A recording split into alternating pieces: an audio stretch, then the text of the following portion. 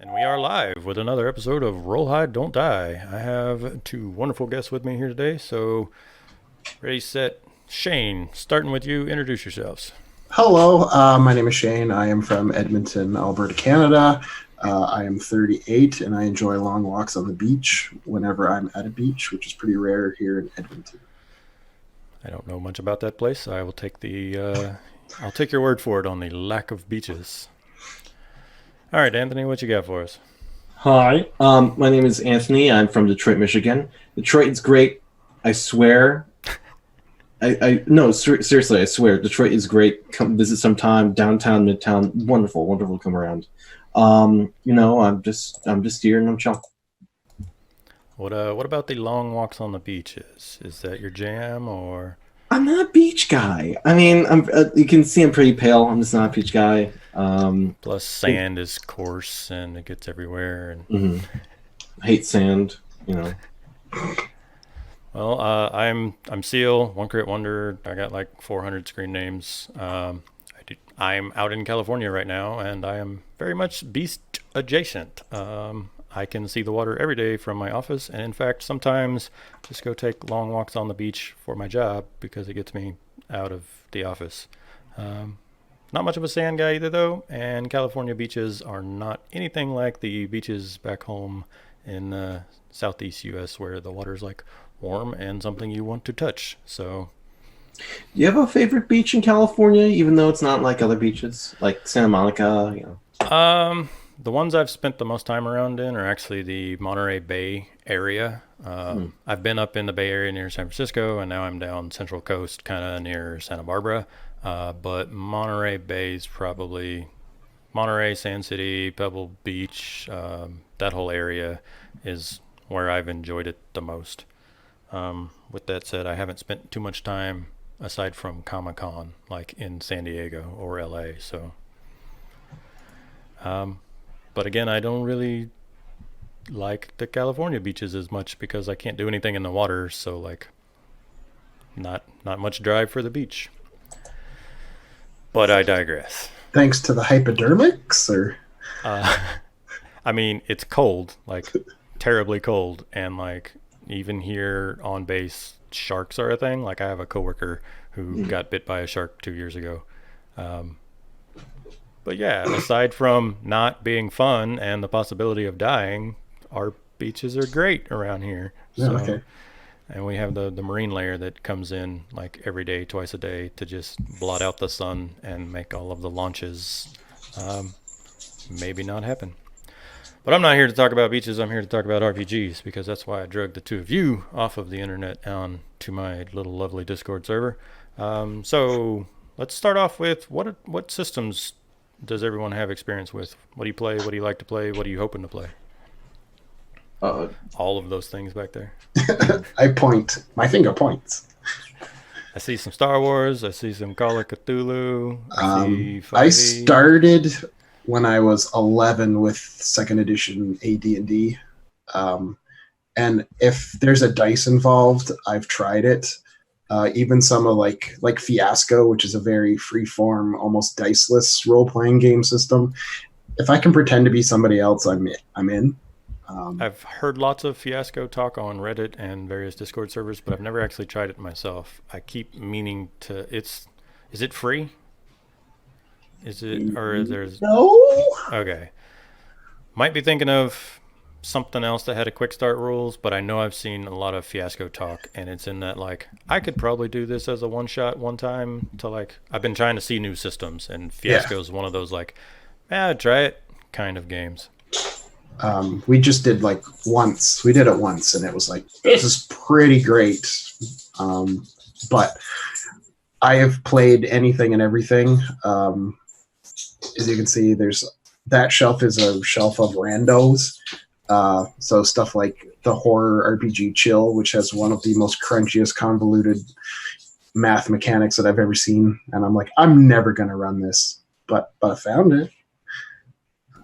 Most of my like randos are PDFs at this point, like either free quick starts or cheap Kickstarter kind of things. But I have folders and I have a rando shelf as well. But we'll jump over to Anthony. Sorry, he's this way on my screen. I'll jump over to Anthony before I blather on about my own collection. What about you, sir? I am quite literally a baby when it comes to TTRPGs. Maybe Nothing wrong way with around. that. Nothing wrong with that. I'm one of the new waves. But no, way back in high school, I got to visit my brother in Houston. He was going to college there, and I stopped by a nerd shop and I found two books, Player's Handbook and Dungeon Master's Guide of 3.5. Tried to run that once, and did some stuff at my local game club. Then kind of stopped, and then way in college, which I just graduated from, a bunch of my theater kids were like, "Yo, D&D's like the shit." So I was like, "Okay, I love all these streams and I love all this stuff. So yeah, I'm gonna give it a shot." And it was wonderful. It was great. So I have some 3.5, some 5e, and I'm really excited to try the new Pathfinder Second Edition. Love the playtest handbook. And I've also played Crash Pandas. I did it on a stream, the Pride Month stream. Yeah, you mentioned that, and so this morning I actually went and pulled up the Variant Roles Crash Panda Pride Month stream and watched it. So I watched that game, and it was fantastic. Mm-hmm. No cops at Pride. There's some other great stuff we tried with Fury Road, but other than that, I also really would love to try what was it called? Changeling. You know, part of the White Wolf series. Yep.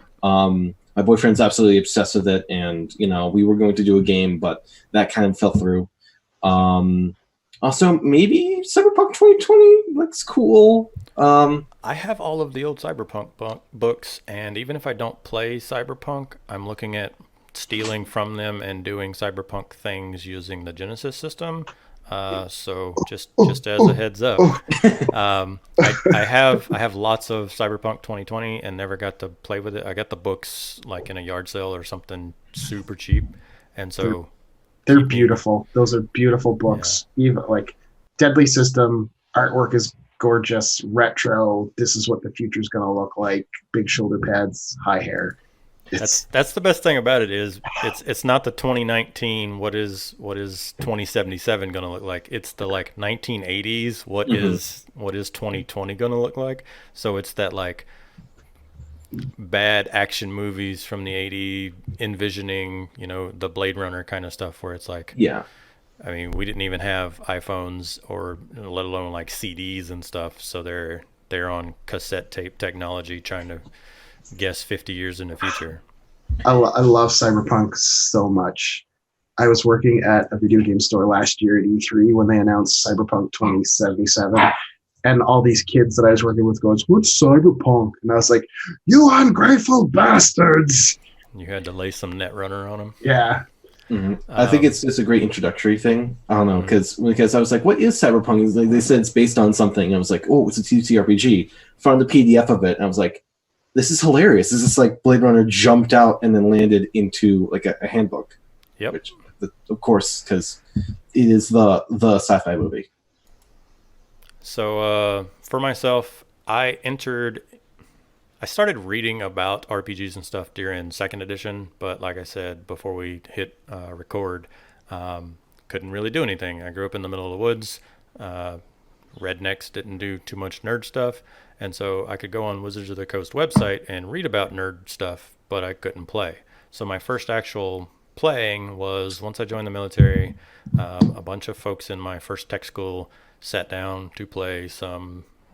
Third edition was just coming into 3.5. So like the one guy had got the new 3.5 handbook and was like, oh my God, new rules, let's do the thing. So we played a quick game of 3.5, and then from there, life got busy and I came back in right at the end of 3.5. Fourth edition was coming out and had the huge like backlash from it, which created Pathfinder. So I played a little bit of 4E and then 2 big long Pathfinder games. Been playing 5e since it came out. I've kept eyes on Pathfinder 2nd edition, but haven't got to play it yet. I've only got to read the books. I have Starfinder's book, but I've only got to read the book and not play it. And then I have another pile, like you said, I have a random shelf of things that I want to do. I got Genesis that I need to actually play, just been reading and building. I have Tales from the Loop and Things from the Flood, both of which I'm messing around with. But but haven't found in-person group that's even remotely interested in those. So probably just going to be an online one shot. And then Star Wars. I've played some Star Wars in person and ran one Star Wars Fantasy Flight games online. And want to do more because I'm a big Star Wars nerd. So why not? Ooh. Remind me when the stream's over to show you. There's a local guy here. He's actually about to move up to Oregon, but he's got an entire sleeve on one arm, and it's all Star Wars art in the style of Calvin and Hobbes. But like his entire sleeve is like tiny Boba Fett and Han and Chewbacca, and it's funny. great. But yeah, so I have like I've touched on multiple different systems for like reading and like one shots, but my big plays have been all D&D and then branching into Star Wars. But lots of little things that I want to try. So I need nerds and free time. And once the baby's home and settled, and like I can start doing like I'm probably gonna do a weekly game and then a bi-weekly random game. So like have a weekly D&D game, run some Ghost of Saltmarsh or something, and then like every other week random system one shot. So knock out some of my to-do list like Fiasco and Everyone is John and all those like Crash Pandas, all those little fun like have y'all heard of Everyone is John? No, actually. Either of you? Okay. Super paraphrasing, but all of the players are playing the same person. They're just multiple personalities inside of the main character, John's head, right?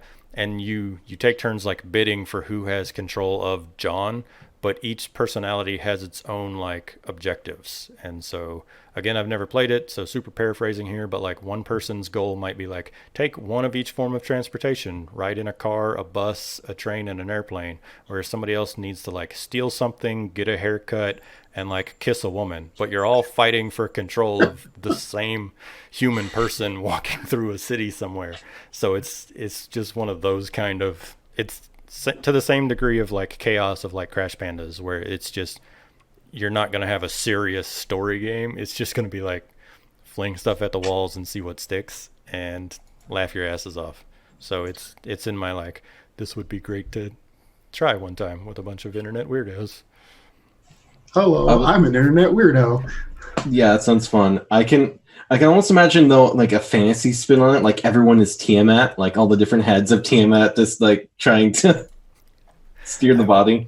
I've made jokes that I wanted to run a fantasy version of it to have like a kobold or a goblin that was like 5 different personalities, and then just let them loose in the Forgotten Realms and be like, you guys are all a kobold. Like you're the Gollum of kobolds and you have multiple personalities. Like go have fun. But yeah, tries to join the Harpers. yeah. But I like, that's one of my favorite things about RPGs is how quickly you can and swap it up, and that different systems will get you different feels. It's kind of like music. Like I can play a gritty, like this is the troubles that the rebellion is going through. We're going to rise up and down the Empire Star Wars game. But I can also just like be a bunch of nerds equipped with laser guns making dick jokes like game. And I can jump from super serious, everyone's talking in character like D&D games, to just be like, hey, who wants to come over, roll dice, and attack things for 4 hours. And so that's one of my loves about the hobby is I'm not really in the mood to be super serious today. Who wants to just fuck off for 6 hours? I started with AD&D second edition like when I was 11 or 12, and one of our friends' dad was our first DM. So I mean, it got about as serious as a group of 12-year-olds can get, and I stayed with the same gaming group. Luckily, none of us got posted being military brats, so we got to game together for 6 years pretty consistently. And then I went off to university. And one of the first games that I was introduced in university was Vampire the Masquerade. Mm-hmm. And a veteran game master of that, who was a few years older than I was, really showed me another side of the same coin of gaming. It was like, here's vampire. We're gonna be pretty serious about it. And I was like, this is new. This is a thing. So that really started me on the path of, oh, it's not just, are there any girls there? Like that old trope of gaming where it was like, oh no, you can do collaborative storytelling where we all get a piece of the pie, everyone has a good time, and maybe you actually get emotionally invested in your character other than I'm strong arm man, I have 18 strength, I go smash. Like, no, like here's my character, here's his flaws, here's his story. There's a dog trying to share the chair with me. And climb up the back. That What is happens. he doing? I have a cat that does that occasionally. I have to have a decoy chair, and so sometimes, Oof. sometimes I have the second webcam set up to like be cat cam. But whatever. Um, Anthony mentioned Changeling, and you've now mentioned Vampire the Masquerade. So just throwing out there that the both the folks Curtis and Val from the Roll Initiative channel are on my Discord, and they are all about both of those games. So like, definitely worth reaching out to them if y'all want experience or want to talk about those systems. Val in particularly super nerds out about both. So there are folks around that can get you some playtime on those games. I'd be super new to either of them. I just started filling out a character sheet and got really excited because I don't know, I'm all about that like Celtic lore and sort of like the fairy lords and what you could do with it in a modern setting. But it sounds fun. So we talked about systems. What about settings? Since you mentioned fantasy settings and stuff like that, is there a go-to? Like, are y'all mostly fantasy, sci-fi, a little bit of everything? I know we talked about cyberpunk, so that's quite different from um, like your high fantasy, but like steampunk, dieselpunk. What interests each of you? May I raise a hand? Yeah, cool. Um, well, I haven't had much experience with sci-fi, but in terms of steampunk, does Ravnica count as steampunk?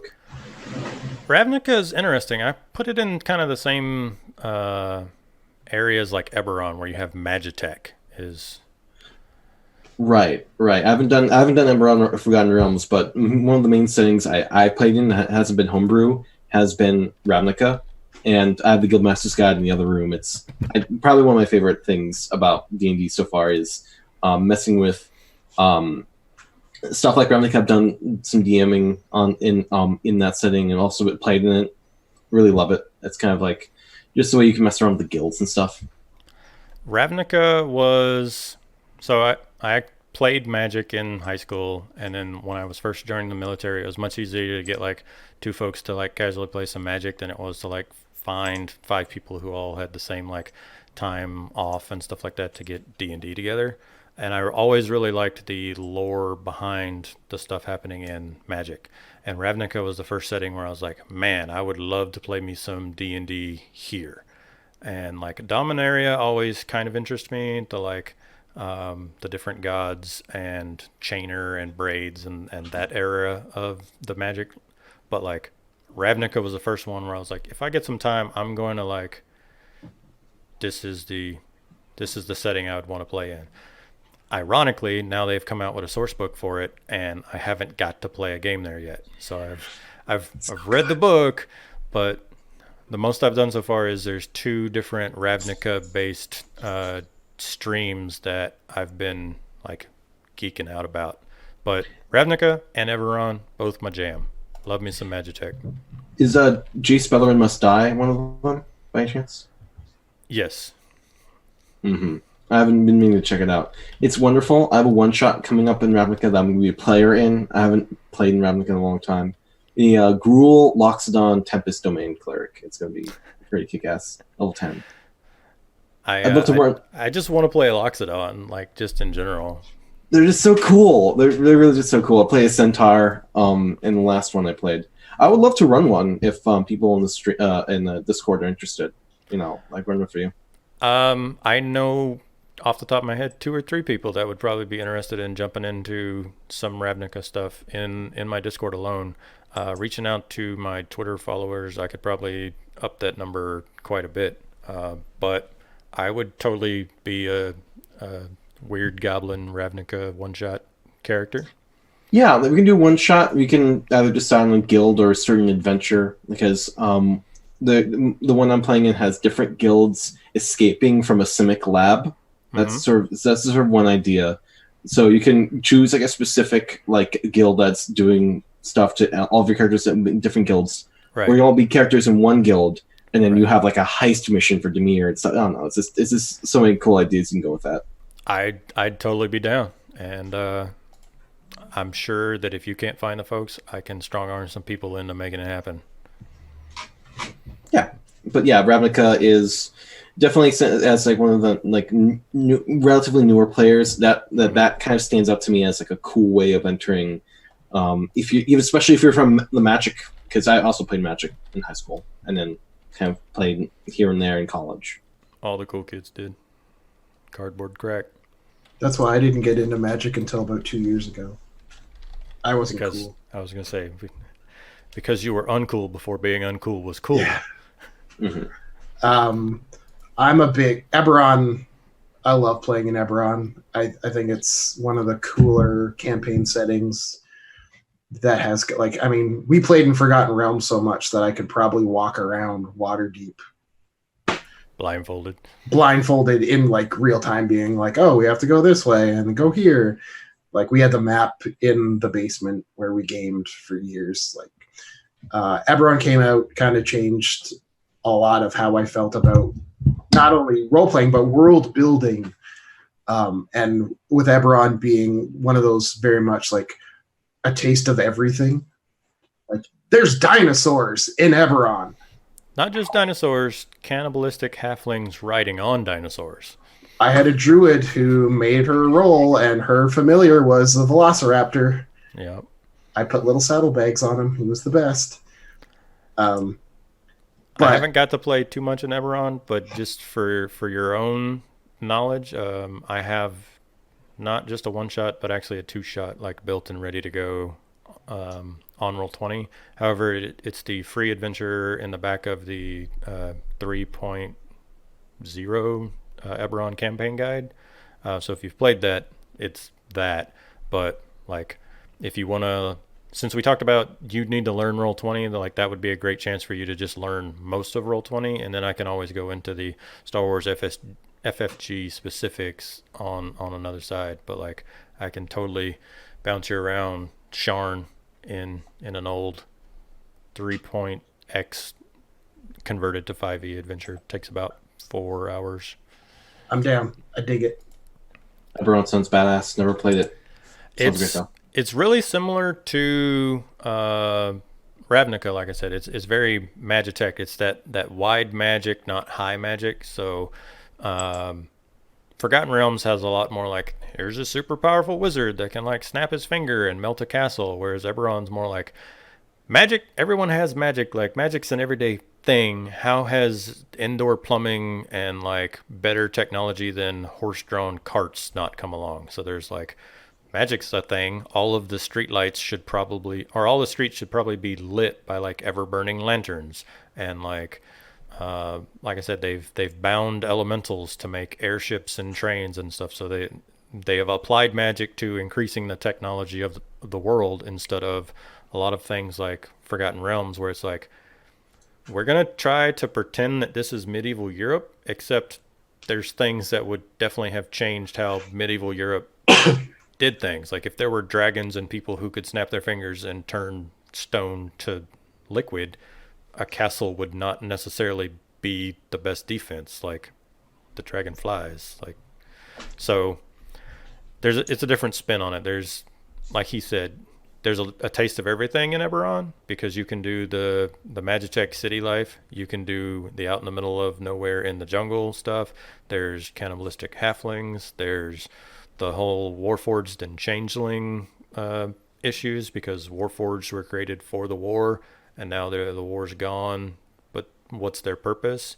And then you have that like background of it's almost cyberpunk in a way because you have the different houses instead of like cyberpunk corporations, but then you have changelings where okay, well how would people modify the way that they carry out their life if any person you run into could be a changeling pretending to be that person? What sort of protections would you have to make sure that within your guild you don't just have a changeling like infiltrate you? So there's lots of fun new spins on things, even though it's still sword and sorcery like stuff. Yeah, I copied that.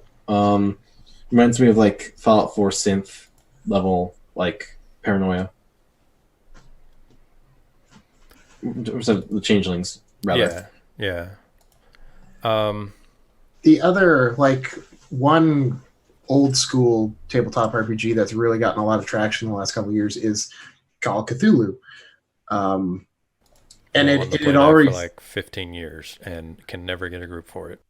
A few years ago, I was part of a group where we were using the Savage Worlds rules for Call of Cthulhu. And it was probably one of the best campaigns that I've ever been part of.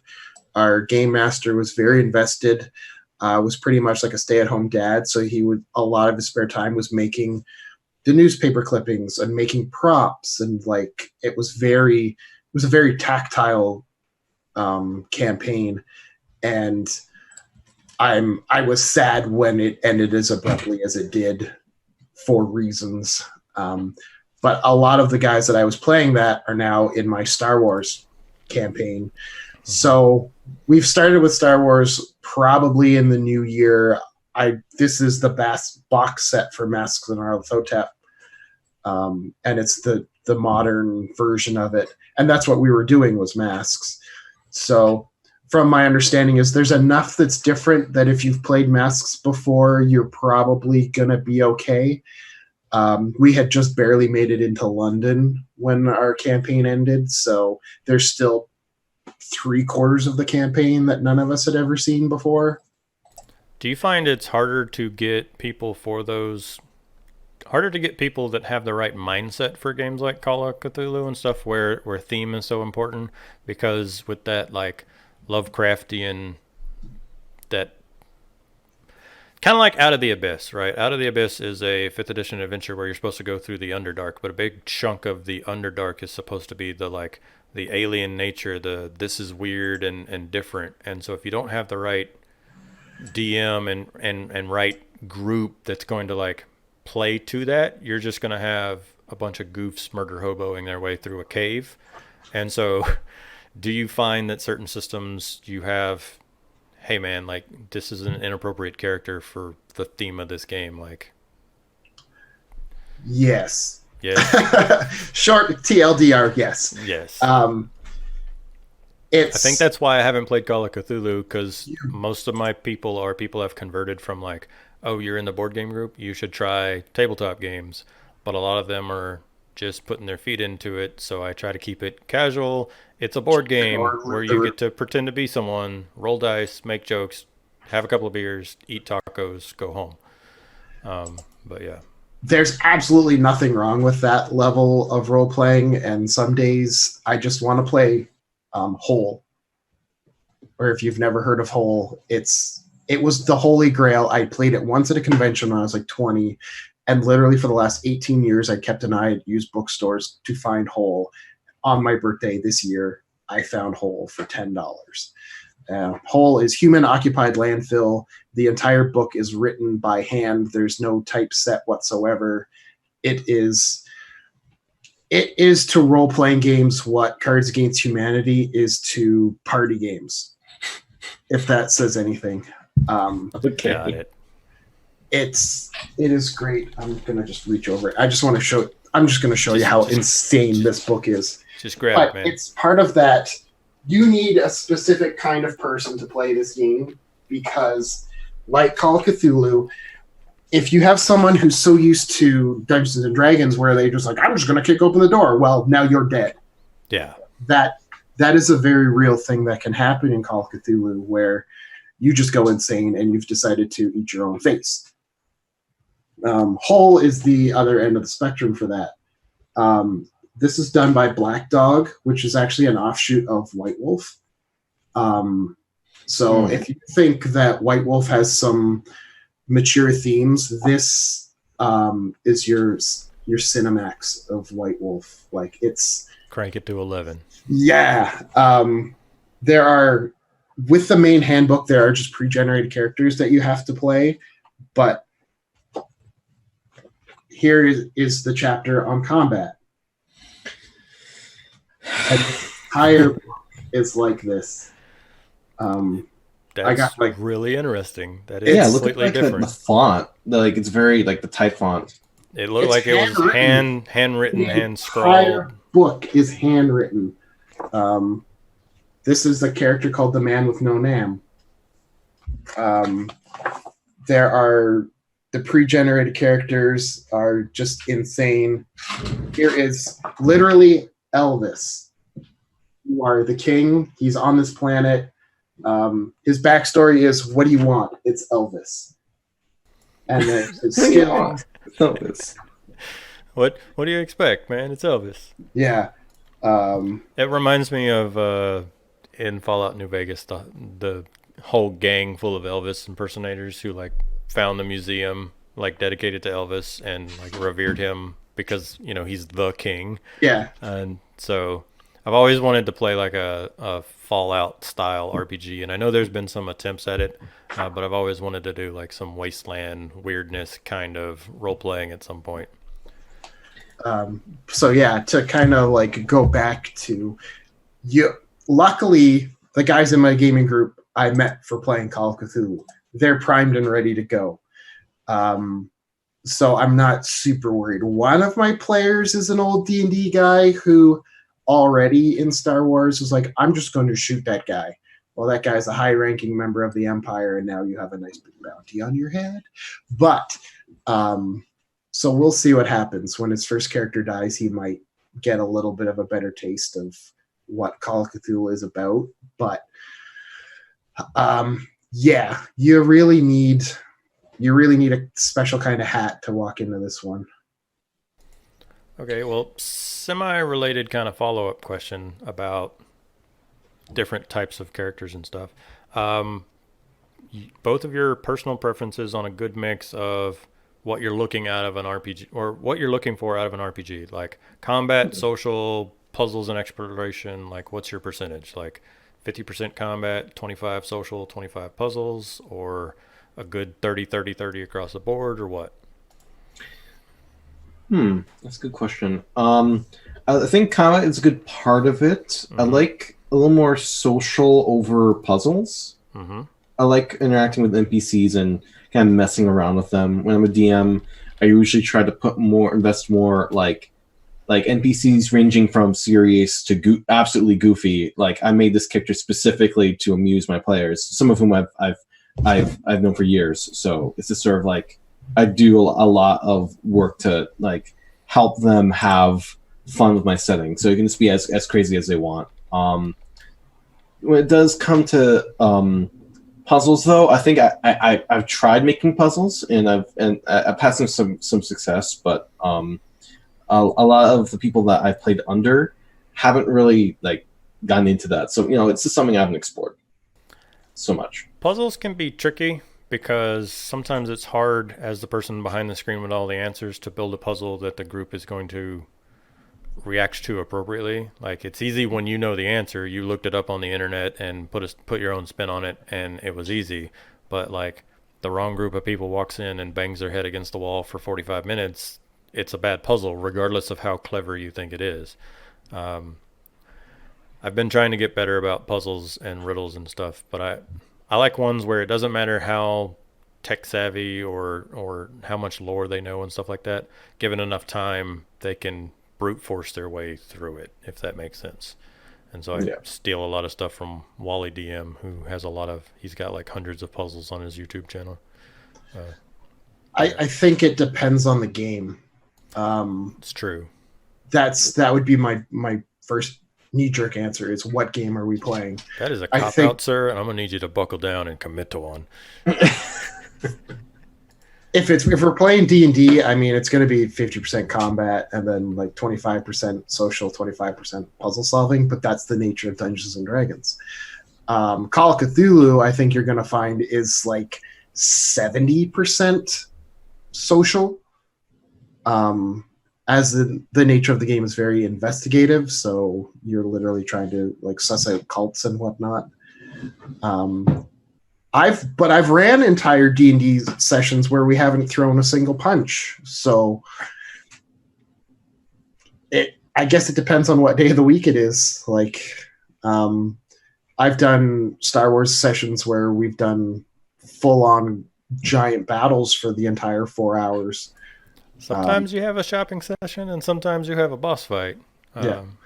But yeah, I kind of like the 30% spread. I know a lot of folks, especially in games like D&D, the Star Wars D20, and even the new Fantasy Flight D20, like the system leans into combat, and so a good chunk of the rulebook is based off of what can your character do when people are attacking each other. But I kind of like the 30% spread, and that's 30% combat, 30% social, and then 30% divided among like exploration, puzzles, traps, and environmental type stuff. But again, that number is going to vary whether I'm playing 5e or Pathfinder or what. Because sometimes you're playing Pathfinder and your whole party has like, this is what I can do in combat. Okay, well, what can you do in social situations? Let the bard talk to them. Yeah, we're there in Star Wars right now. Yeah, I built a character that can attack anyone that moves anywhere close to him, can put everyone on their ground because I'm a shield bashing fighter man, and that's what I can do. And there's certain systems that just lean, and you're gonna get 70% combat, 30% everything else. But Star Wars FFG leans into, at least with the narrative dice, even the combat, you can like force some story in there. And especially you can force, the one thing I really like about that system is it makes the players want to try to bullshit the GM. This should be in the scene because I got a bunch of advantage. This should be in the scene because, or can I do blank? I need a boost die. Can this person be there, or is there any explosive barrels in the room? Like, they start asking those kind of questions instead of in D&D where the rogue's like, is there a telephone pole that I can hide behind so I get advantage on my next shot? End of questions about the environment. Yeah, I'm really digging the dramatic dice system from FFG, and especially with a group of old school, D&D guys, roll the hit. Still trying to get that out of them. It's like, hey, how come I don't have any more dice to roll? I was like, because you didn't ask for any. Like, I'm not going to give you free dice. If you want that little blue die, you're going to have to come ask and knock on my door. I will absolutely hand out free dice all day long, but you gotta earn them. I am tough but fair. Tailspin makes a great point, which is kind of one of my mini rants when it comes to social stuff in RPGs. A lot of times books don't necessarily have rules for the social environment, so folks don't necessarily think about it too much. There's not an entire chapter devoted to talking to someone because you don't need that. There's a chapter for combat because mechanically you need to know how combat works. So a lot of folks don't think about the fact that there's not a lot of rules in there because the social aspect of the game can be much more freeform. Well, okay, like, it's still up to you, the group, to decide stuff. Will you force the character to roll a diplomacy check, or if they can just spitball a good enough conversation with the NPC, is that good enough? Like, the book leaves that open to you. It's less rigid than the combat chapter, and so sometimes folks need to realize that it's left open-ended on purpose because you don't need an entire structured hierarchy of this is how you talk to another person, because life doesn't necessarily always work that way. It's also, like old Vampire, the White Wolf systems, they're social combat almost, if you will. Like, they have entire rules for having social combat. And I think that's what they call it too. It's literally, here's a social combat. Yeah. completely unrelated, but since we were talking cyberpunk, Steven the DM just put a picture of a cat cosplaying as Johnny Silverhand in my Discord, and I thought both of y'all should see that. So I did see it actually. It's very good. Yeah, it just popped up. I was like, it's so good. Wake Sorry. up, samurai. We have a city to meow. Yep. Yep. I've been cyberpunk like geeking out hardcore, and then the game getting announced has like made that much worse. But between Carbon 2185 coming out on Kickstarter, which is basically the OGL from D&D 5e, but turned cyberpunk. So D&D 5e cyberpunk. So I got that going for me. I have, like I said, all the old cyberpunk books that I've been reading through and nerding out about. I got Genesis and then the Android setting and wanting to do Shadow of the Beanstalk and all that going on.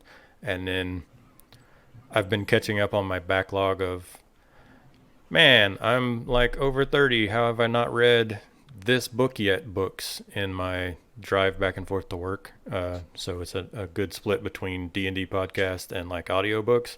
And I've been doing my like cyberpunk kick on like, I think I'm on my 5th cyberpunk book in a row now. How do you feel about Shadowrun? Ooh, Sean. I have tried to play Shadowrun exactly once, and it is one of those things that I absolutely love the concept of on paper, but when I actually bring it to the table, it shoots itself in the foot a lot, and it gets in its own damn way.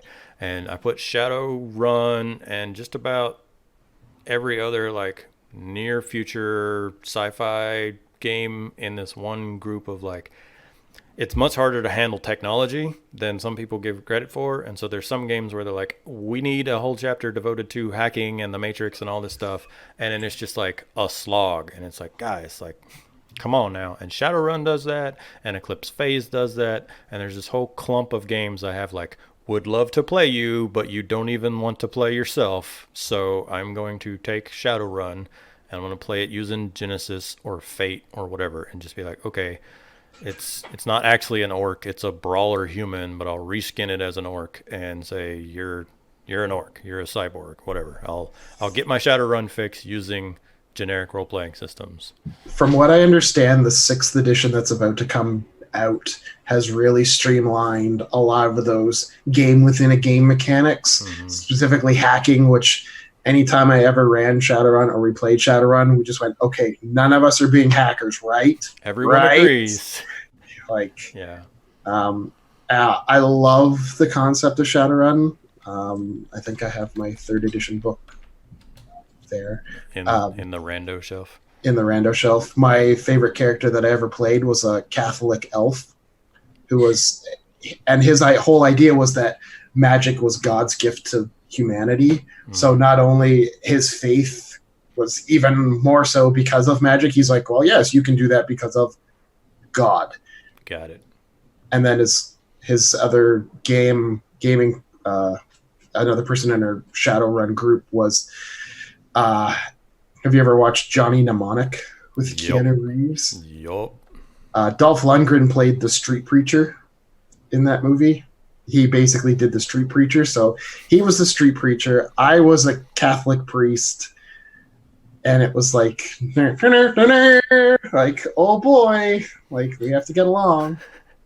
Okay, well, that raises an interesting conversation I've thrown out to previous Roll High Don't Dies. So starting with Anthony, what is the like weirdest, and it can be mechanically or flavor-wise, what is the weirdest character you've played? Like crazy or however you want to spin it, what's the weirdest character you've played? Well, I have 2 characters that might fit in that. Mostly because they were both undead. Like I played them as characters who had died. Like for example, Ravnica campaign, I played a Centaur Druid, Golgari Swarm, which basically means all about death in the Undercity. He died at some point, and so he's really really low on intelligence, very high in wisdom. But he was kind of very upbeat about, kind of mumbly. And he's all about kind of like, I will die soon and kind of be recycled. Such is the nature of life. Hates liches. oddly enough, because they can't move on from that stage, and they don't want to move on from that stage. It's like he's it upsets cool. the cycle. It upsets the cycle, you know, and he's kind of really friendly, strangely enough, with the kind of polar opposite of them. The you know the one the guild I'm talking about. Yeah, I can't think of the name of it because I haven't magicked in so long, but I know what you're talking about. Yeah, like he's cool with them. In fact, he's tried to kind of hold out an olive branch in that way, and he was kind of conspiring against Jared von Savo because he's a lich and he just needs to go down. So that was fun. I got to breed horticultures across my back, like my centaur back. I was kind of a whole like you do. Like you do. So I was just a whole mushroom cultivation. Like parts of my body were just being replaced by fungi. Then I played a undead plague doctor, blood domain cleric. Matt Mercer's custom subclass, very wonderful. I played Dr. Vin, a very German undead plague doctor dude, trying to cleanse his home world of the undead, even though he himself is dead. You know, so it's basically what you do. He's a vampire now, like a holy vampire goddess gave him like blessed him, or he willingly took on the vampirism. Yeah, willingly took on the vampirism so he wouldn't just slowly fade away or kind of go feral. Your centaur druid character reminds me. I've always wanted to do this joke. I've seen it around the internet, but make like a cleric or druid that focuses on like curative magics and play a centaur so that you could be the centaur for disease control. Well, it's nice talking to you guys. I'm out of here. Good night. Bye. No, no, he was no. That's good. That's perfect for him. He'd make a dumb pun like that. Yeah. One time he just used this mushroom and turned a Rakdos circus freak into like a shroom zombie. Just made him climb all the way to the top of the circus so you could release the fungi spores across Replica. That didn't go through because one of the other players who was part of the Rakdos circus ring was just like, no, dude, you can't. And my guy's like, well, thought I could try. Well, fine. Well, fine, I guess so. You know, my friends love spiders. Fed like giant spiders. He fed them a couple of Zorius bodies. That was a fun time. I mean, they were just lying around doing nothing anyways. Yeah, I mean, it doesn't matter who or where they came from. It's just that they're there and they're good offering, you know. Got it. All right, Shane. Weirdest character. Any system you've ever played. Oddball, weird mesh of mechanics. It's too easy. 3.5, I was a fighter mage thief when cross-classing was super easy to do and made uber powerful characters. He was a true neutral fighter mage thief who would very occasionally abandon his party members if the fight got too bad. He's like, well, we're losing, I'm leaving, and would just walk away. True neutral means never having to say I'm sorry. Yeah. But one of our PCs was like the bodyguard shield bearer who would always grab him by the scruff of the neck and then throw him back in the fight. His name was Christoph Walkenstaff. Okay. Super bad. And you hated my centaur. He had a raven familiar named What. And the reason that the raven familiar was named What was because the raven, like, he called out his familiar, the bird showed up, and he was like, this can't be it. Like, the bird's like, okay, what's my name? And he goes, yes. So what's my name? Yeah. We were doing the minecart of death in the Temple of Elemental Evil. And as we were riding down the minecart, we're like, there's no way for us to slow down. We're going to die. I'm like, all right, I'm levitating out of the minecart. You can all die, and I don't care. And, of course, our shield bodyguard buddy with his 19 strength pulled me back into the cart. And I was like, well, I guess I'm just going to have to cast a web and slow the cart down. And at the end of the ride, I was like, look, I saved everybody. Aren't you happy with me? Like, one of those kind of characters. So it was like, you are offered a piece of fruit by a voice that you cannot see. I was like, all right, I eat it. I do the thing. Yeah, I was just like, whatever, I don't care. Well, let's eat it. What happens? And then I get the note of like, you can pick one of these things and you get all these powers with These the builders. caveat of something will happen later on. The only reason I kept playing in that campaign, our DM was absolutely terrible. He had the charisma of a wet sponge, I've but had a couple of those. everyone kept showing up just to see what I would do next. So they're like, this is Shane's game that Jim here is running. Yeah. And it was one of those like, I roll to attack, it's a hit. There was no, it's a miss. Yeah. Like that was how it was presented. I was like, this is the Temple of Elemental Evil, which is one of the greatest campaigns ever written for D&D, and you're up there giving a lecture on Your one word answering me. Yeah. the growth patterns of moss on Eastern European Suspension bridges. redwood. Like, it's just like, no, I want, Give me something to work with, bud. Paint me a picture. yeah. There are people who do that. I'm just like, okay, can I do this? And it's like, okay, it misses. That's why I like the Star Wars system so much. Is it kind of forces everyone to start, like I said, filling out the scene around them, even if they're only doing it for the sole benefit of getting more dice. Then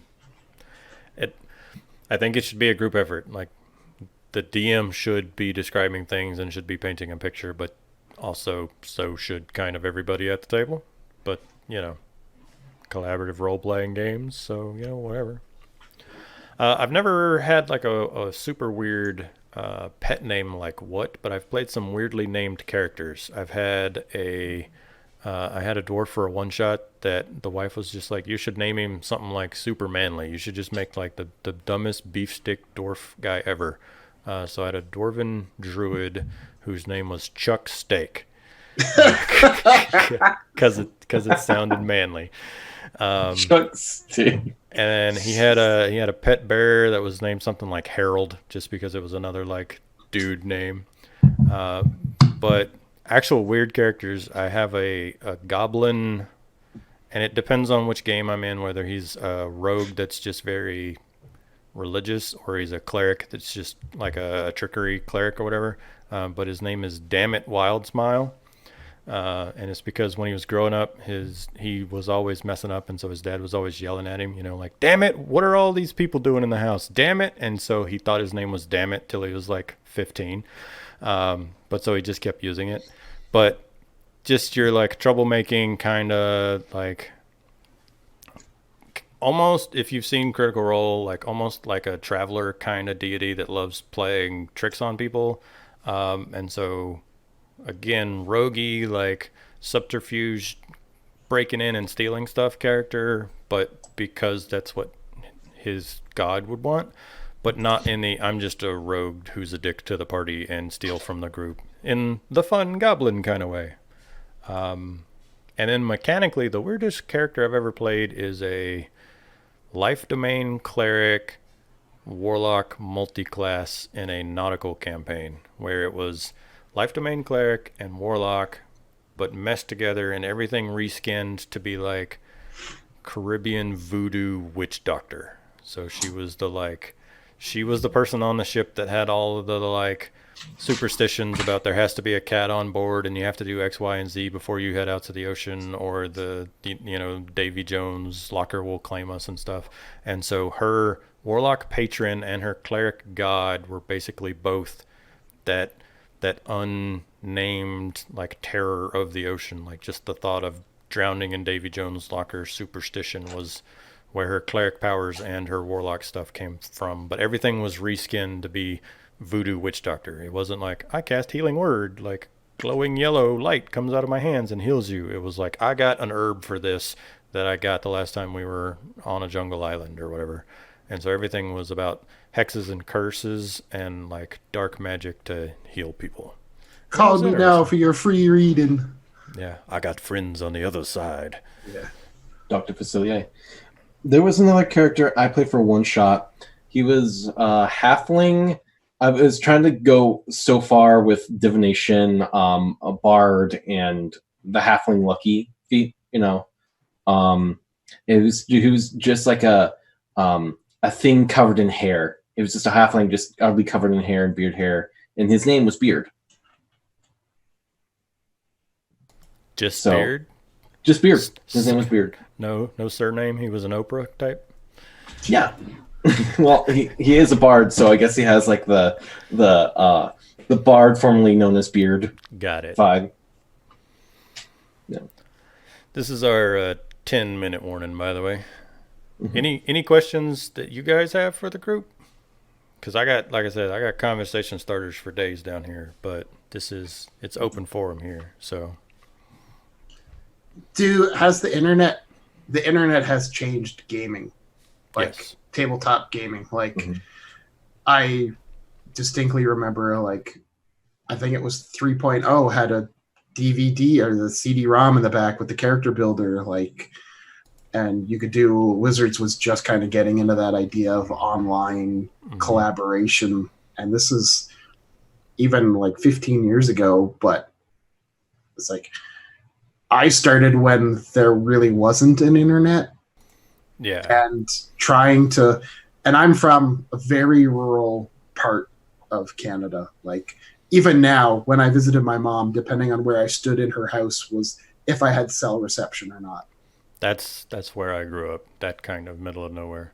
So we could order in books from our local bookstore. You know, it was one of those takes 3 to 5 weeks, and we had to have the ISBN number. And but this was, and we were military brats, so we didn't have a lot of pocket money. So usually it was, here's your birthday present, and I would get the Monster Manual, and So but what sorts of stuff in terms of the internet? This kind of leads into one of the questions I have here is it talks about like tools and props and stuff like that. So I guess I'll piggyback and steal your own question here. What digital types tools do you use, whether it be as a player or a game master? Are you a GM that uses OneNote to do all your stuff? Are you a player that uses D&D Beyond? Are y'all Roll20 guys? Like, what technology do you take advantage of? I'm old. I very much still handwrite my notes. I have a binder full of literally post-it notes from the game that we have going on. The cheapest price for books is something I definitely use the internet for.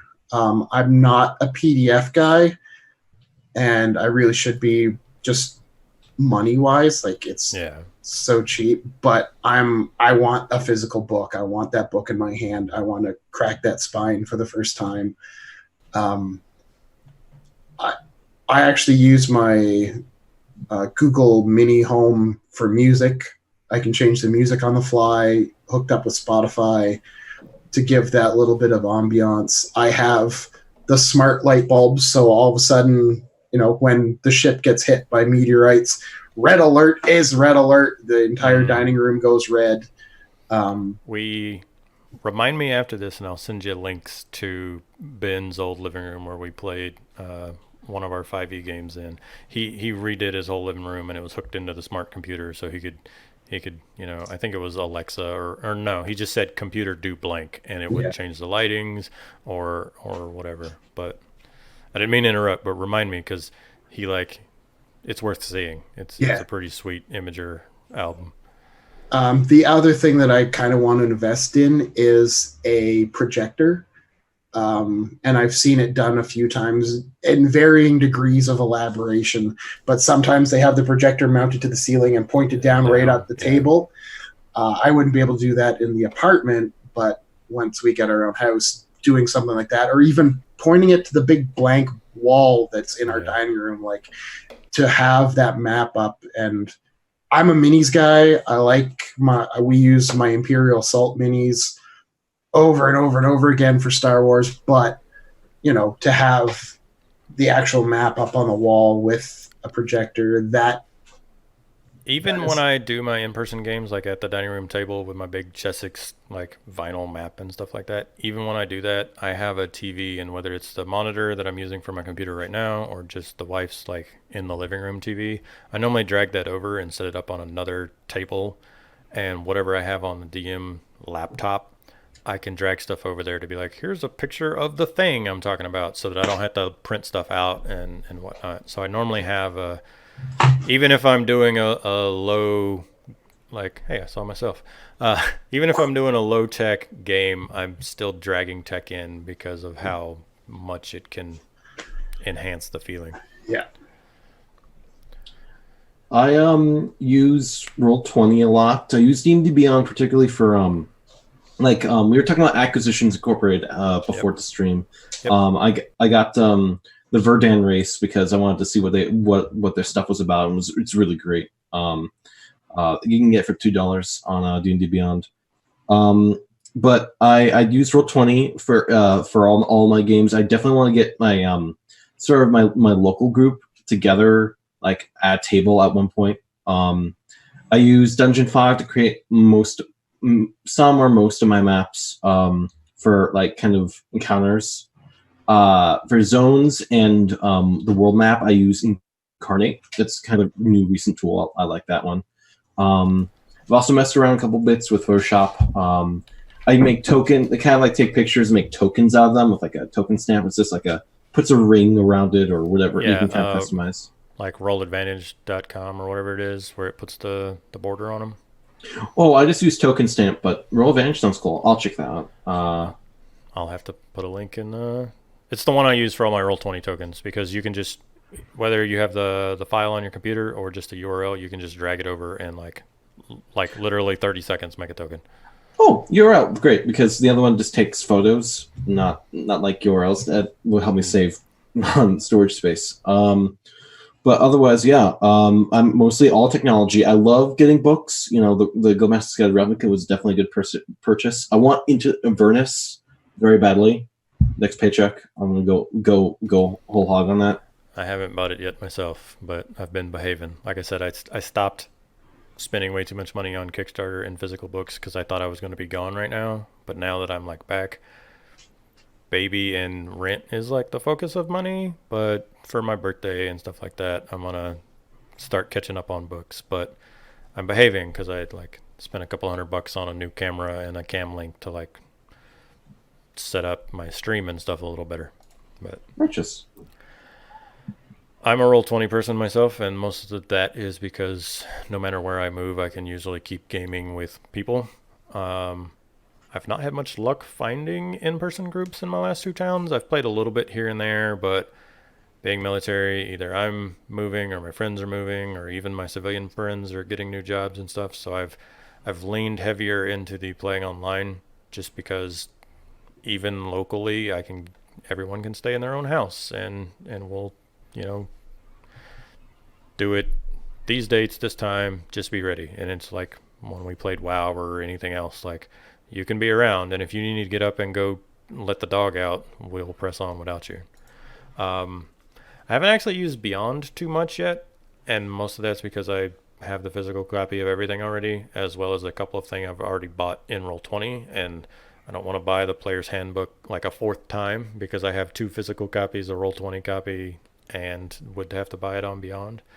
But like you said, tokens, the digital tools, making stuff in Photoshop, and I messed with Incarnate, but I also have a subscription to, I bought, WonderDraft, and I'll show you what maps that makes. And I've just been trying to lean into this whole, it's 2019, and like everything is pretty easy, and even someone like me that doesn't know how Photoshop works can YouTube a tutorial or two and figure it out. Yeah. Not to say that doing things physically isn't as bad. I think there's a good work ethic to it. Yeah, and one of the things I was talking about on my last episode of this, I had two of the guys from Defenders of Kobold. I was discussing the difference in, as a GM, your prep work for me and all my friends play around a table versus me and all my friends play around a table, but we also stream it, versus me and all my friends play on Roll20, whether we stream it or not. And there's a lot of interesting things you wouldn't think about. if we were all sitting around a table right now and playing, like if you wanted to lean over and talk to Shane and be like, "Hey man, blah blah blah blah, on your turn you should blank," you could just do that and you wouldn't interrupt what the GM was saying or what whoever was talking. But when you're playing on Roll20 and using like Discord for voice, you're all fighting over the same like voice space, and so people have to be more cognizant of like, if I'm going to make a D&D your mama joke, I should probably do it in chat so I'm not actually derailing the description the DM's making right now. I agree. Are we strapped for time? It's like Let's call it like 5 more minutes. Okay. Just want to make sure since you wanted to be on punctual. No, keep chatting. I'm going to answer this question in chat real quick about video conferencing. So, I had a recently fun sort of session, the one I mentioned that's sort of slightly local, more local. We have a dragonborn cleric by the name of Bibith. They instead of looking like a normal dragonborn, they sort of look like a small, like salamander-looking thing, very cute. And there was this holy order that has been in town, and they've been kind of been messing around with them. And so Bibith was kind of disguising themselves as like a cute pet. And during the process of trying to steal a bunch of knowledge, a guard interrupted them. Was trying to call out to other guardsmen. They cast create water into the guard's mouth, sort of like a open container. We kind of talked about the rules of an open container, and if that would technically count. I thought it was pretty cool, and so that happened. I thought it was this kind of a super freaky moment from our kind of very much chaotic evil cleric. As they sort of set fire to the place and then like jumped out in like a sort of slightly heroic fashion. Yeah, everything's on fire. Boom. Yeah. Chaotic evil characters. Yeah. Have y'all ever played a fully evil campaign, or just an evil character in a morally ambiguous group? I have ran a Star Wars campaign that was the Black Sun, which is like the Star Wars Mafia. Yeah, the crime syndicate. Which is what that tattoo is of. Sun's out, guns out. Yeah. And it got... The biggest thing that I would say happened would be the infighting. Because when you don't have reins on your horses, they're all going to run whatever way they want. And when I had inherited my friend's gaming group before he moved away, and it was consistent of his like 14-year-old cousin and their friends. And then I brought my buddy, who was like 30 at the time, who used his, I guess it would say, gaming experience to really mess with the rest of them and kind of keep them all on his leash. So when they kind of got out of turn, he was like, all right, I click this button and your hand explodes because the gun you're using that I made you has a little bit of an explosive in it, and now you can't shoot me. Like, that's how I played an evil Pathfinder game, and it was the same thing. Like, you need that understanding before you get going in an evil campaign, and a lot of folks don't realize that. Everyone just wants to play a dick, but then doesn't realize if you have 5 dicks who are all out for themselves, that it's every problem everyone ever has with the chaotic rogue times 5. Mm-hmm. And like, I was trying to just play the best way to put it was he was a human fighter that had a bunch of like shield bashy type feats, but his character arc was kind of the Anakin Skywalker turning into Darth Vader. So I was the only one that was lawful evil instead of neutral or chaotic. Like, I still had codes. I thought what I was doing was the right thing, and everyone else was a lich who wanted to become all powerful and blah, and like a super powerful wizard, and everyone was going to be the coolest people, and I thought I was still doing the right thing, but everyone hated each other, and the game finally broke apart because they were arguing both in character and out of character, and I was finally just like, who's the closest person to me? Oh, well, it's the wizard. Okay, I attacked the wizard, and I just knocked the wizard out so that the fight would end, and the wizard did not appreciate that. So That's the only evil game I've ever had. It turned into a shitfest argument, and I ended the argument, and it created a new argument. So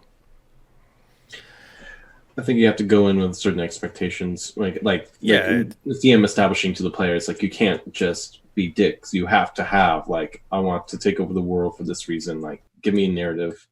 I don't know.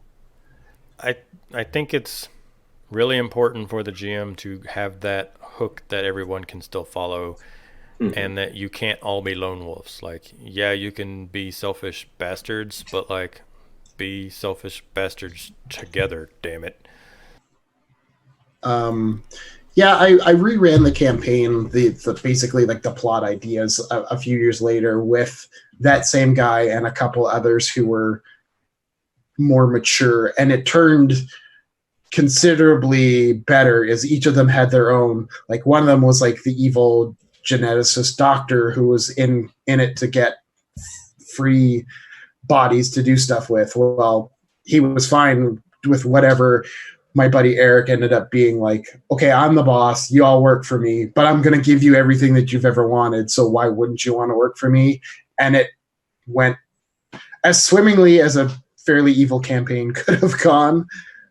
But I think it was definitely like, even within the characters, having one of them as the boss, it kind of established the hierarchy that even evil people need.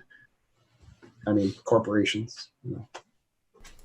Are you guys familiar with Star Wars: The Old Republic? Like Yep. the MMORPG. I think I Yep. kind of like the aspect of kind of taking into account the narrative of evil campaigns. Like Hmm. if you have all like sort of like your that campaign that didn't go so well, one crit, like everyone's always trying to like usurp next person until one Sith Lord was like, no, there's a rule of two.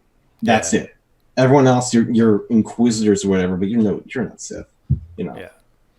So I would love to do an evil campaign sometime. Maybe that's a cool one shot thing you can do in I was Ravnica. gonna say I would probably want to start with like an evil one shot, and then Hmm. maybe do like an evil two.